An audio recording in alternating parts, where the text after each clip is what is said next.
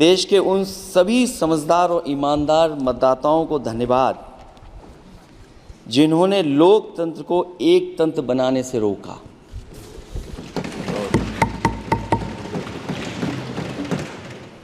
चुनाव के समय पर अध्यक्ष जी ऐसा कहा गया कि 400 पार। मैं समझदार जनता को फिर एक बार धन्यवाद दूंगा और मैं कुछ कहना चाहता हूं कि आवाम ने तोड़ दिया हुकूमत का गुरूर। दरबार तो लगा है पड़ा गमगीन में बेनूर है पर। अध्यक्ष महोदय, दरबार तो लगा है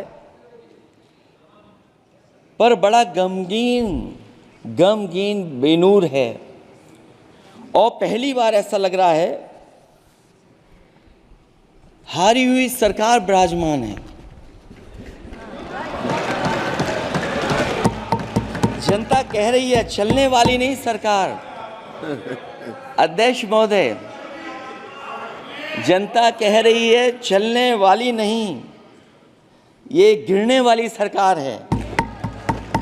और क्योंकि ऊपर से जुड़ा कोई तार नहीं, नीचे कोई आधार नहीं, अधर में जो है अटकी हुई वो तो कोई सरकार नहीं। दरअसल पूरा इंडिया समझ गया है कि इंडिया ही प्रो इंडिया है। इस चुनाव में इंडिया अलायंस की नैतिक जीत हुई है। ये पीडीए इंडिया की सकारात्मक राजनीति, पॉलिटिक्स जो पॉजिटिव है, पॉजिटिव पॉलिटिक्स की जीत हुई है। ये इंडिया पीडीए की सोशल जस्टिस मुहिम की विक्ट्री है। 2024 का परिणाम हम इंडिया वालों के लिए जिम्मेदारी से भरा पैगाम भी है। और अगर हम यूं कहें अध्यक्ष महोदय कि 15 अगस्त 1947 अगर उपनिवेशिक राजनीति से आज़ादी का दिन था तो 4 जून 2024 देश के लिए सांप्रदायिक राजनीति से आज़ादी का दिन रहा। ये सांप्रदायिक राजनीति के अंत और सामुदायिक राजनीति की शुरुआत है। जहां सांप्रदायिक राजनीति का अंत हुआ है वहीं सामुदायिक राजनीति की शुरुआत हुई है। सबसे अच्छी बात हुई ये है कि इस चुनाव में सांप्रदायिक राजनीति की हमेशा के लिए हार हो गई है। अध्यक्ष महोदय, कहने को सरकार ये कहती है कि ये 5th लार्जेस्ट इकोनॉमी बन गई है और जीडीपी के मामले में 5th वर्ल्ड की इकोनॉमी बन गई है। लेकिन अध्यक्ष मोदी, ये सरकार क्यों छिपाती है कि अगर ये हमारी सबसे लार्जेस्ट इकोनॉमी, अगर हम 5वें नंबर पर हैं तो हमारे देश की पर कैपिटा इनकम, प्रति व्यक्ति आय हमारे किस स्थान पर पहुंची है।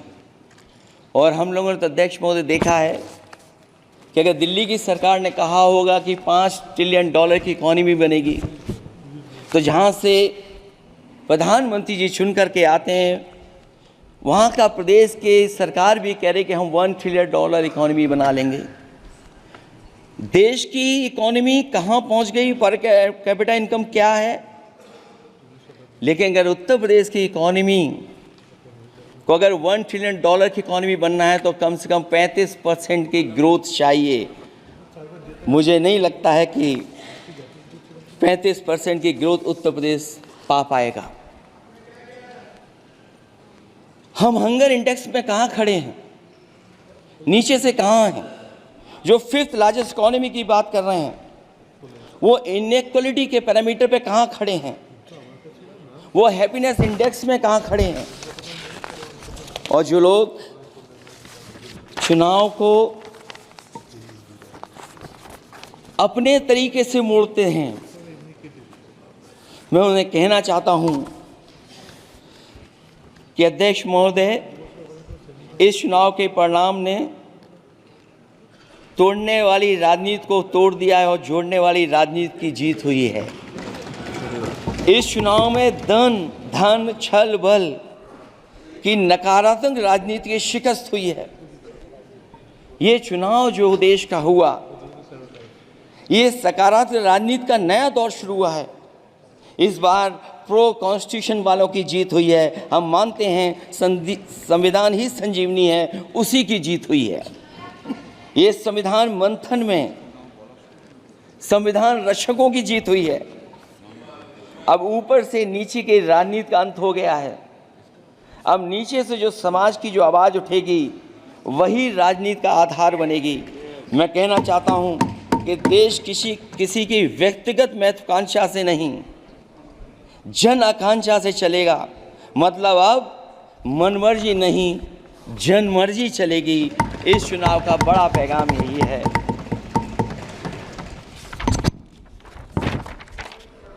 अध्यक्ष महोदय, बहुत सी बातें हुई हैं। अगर उत्तर प्रदेश की बात न हो, क्योंकि अध्यक्ष महोदय सबसे बड़ा प्रदेश जहाँ है, उसने हर बार दूसरे दल को समर्थन देकर के सरकार बनाई। मैं उन्हीं लोगों से कहना चाहता हूँ कि लोग क्यूटो की फोटो लेकर बनारस की गलियों से लेकर के गंगा जी तक ढूंढ रहे हैं। उनको लगता है जिस दिन माँ गंगा साफ हो जाएंगी, शायद उस दिन कहीं क्यूटो उसकी गोद में कहीं मिल जाएगा। बनारसी लोग चाहते हैं कि कोई गंगा जी के भी तल में उतरकर उसका दर्द भी जाने। उत्तर प्रदेश की जनता का बस यही आग्रह है कि जिस गंगा जल को हाथ में लेकर सच कहने की कसम खाई जाती है, कम से कम उस गंगा जल से तो झूठ ना बोला जाए।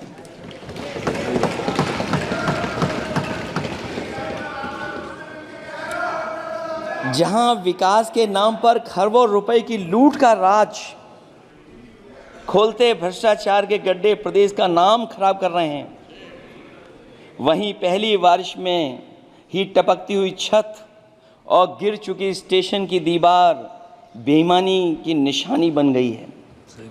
अध्यक्ष महोदय, विकास का ढिढोरा पीटने वाले इस विनाश की जिम्मेदारी कब लेंगे? और रही सच्चे विकास की बात, तो हमने जो सड़क बनाई उस पर हवाई जहाज उतरे थे और उत्तर प्रदेश की मुख्य नगरी में सड़कों पर नाव उतरी हैं, और अभी बारिश और हो जाएगी तो नाव से भी चलना पड़ेगा। यही स्मार्ट सिटी के जुमले का भी हाल है। न तो जाम से छुटकारा मिला, न बुनियादी सुविधाओं से कोई निजात मिली, न कोई बुनियादी सुविधाएं मिल पाई हैं। मुझे याद है अध्यक्ष महोदय, देश के प्रधान सांसद जी ने अनाथ पशुओं के बारे में बहुत कुछ कहा था। अनाथ पशुओं की समस्या से छुटकारा दिलवाने के लिए कब वादा किया हुआ, लेकिन कई चुनाव बीत गए हैं, अभी तक गन्ने का भुगतान 2 हफ्ते का वचन जो दिया था, कहाँ दिया था? अब तो वचन देने वाले को भी याद नहीं है। हर बात को जुमला बना देने वाले लोगों के ऊपर से जनता का भरोसा उठ गया है। इसीलिए बहुमत की सरकार नहीं है, ये सहयोग से चलने वाली सरकार है। डबल इंजन के नाम पर उत्तर प्रदेश को टकराहट के सिवा कुछ हासिल नहीं हुआ है। उत्तर प्रदेश में प्रभुत्व की लड़ाई 2 लोगों को आपस में लड़ा रही है, लेकिन उसकी मार जनता को सता रही है।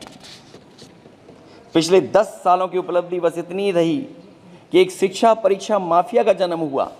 अध्यक्ष महोदय, जिस समय चुनाव में थे और उत्तर प्रदेश में वो हालात देखे हैं कि नौजवान जब भी तैयारी कर कर के जाता था और परीक्षा दे करके लौटता था तो उसको पता लगता था कि पेपर लीक हो गया। और उत्तर प्रदेश में केवल एक पेपर लीक नहीं हुआ है, जितनी भी परीक्षाएं हुई हैं सब पेपर लीक हुए हैं। केवल उत्तर प्रदेश ही नहीं, मैं माननीय सांसद की तरफ से सुन रहा था, कई ऐसे प्रदेश हैं जहां पर परीक्षाएं देने तो बच्चे गए, लेकिन वहां भी पेपर लीक हो गया। और अभी जब 4 जून को रिजल्ट आया, उसके बाद जो बात उठी है, देश की सबसे प्रेस्टिजियस परीक्षा, उसका भी पेपर लीक हो गया। और आखिरकार ये पेपर लीक हो क्यों रहा है? सच्चाई तो ये है कि ये सरकार पेपर लीक इसलिए करा रही है कि सरकार नौकरी नहीं देना चाहती, रोजगार नहीं देना चाहती, उन नौजवानों का भविष्य नहीं बनने देना चाहती। पिछले 10 सालों की उपलब्धि बस इतनी रही है कि एक शिक्षा परीक्षा माफिया का जन्म हुआ है, जिसने तथाकथित अमृतकाल में युवाओं के भविष्य की आशाओं को ही जहर दे दिया है। जो सरकार उम्मीद को मार दे, वह न तो वर्तमान को सुधार सकती है, न भविष्य को संवार सकती है। सरकार आशा का प्रतीक होनी चाहिए, निराशा का नहीं।